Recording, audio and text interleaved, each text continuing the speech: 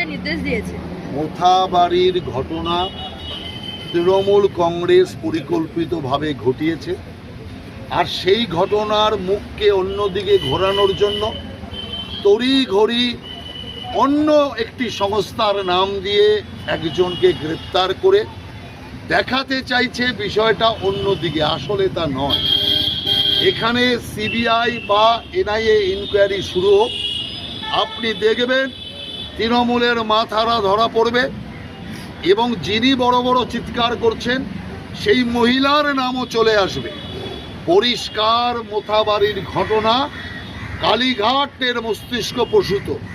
অতএব অন্য কোনো সংগঠনের নাম দিয়ে এই ঘটনাকে ঘোরালে চলবে না।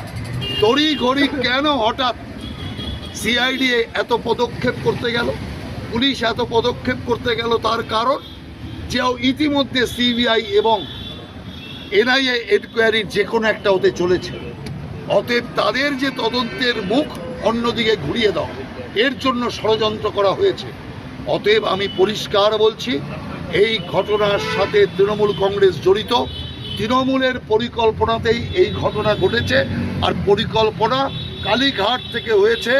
কালীঘাট থেকে এই পরিকল্পনার সমস্ত কিছু রসদ জোগানো হয়েছে। মুখ্যমন্ত্রীকে বলতে শোনা গেল কংগ্রেস নাম না করে মিম, বিজেপির ওপরও তিনি আক্রমণ শানালেন এবং এই ঘটনার যে অশান্তি তাদের ওপর দোষ চাপালেন।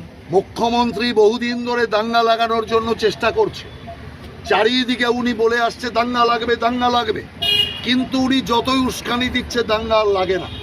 সেই কারণে পরিকল্পিতভাবে মুখ্যমন্ত্রী এই ঘটনার সাথে জড়িত এবং এনআইএ ইনকোয়ারি হলে পরে, সিবিআই ইনকোয়ারি হলে পরে এই ঘটনাতে সব পরিষ্কার হয়ে যাবে তৃণমূলের কারসাজিতে এই এত বড় মোথাবাড়ির হামলা হয়েছে।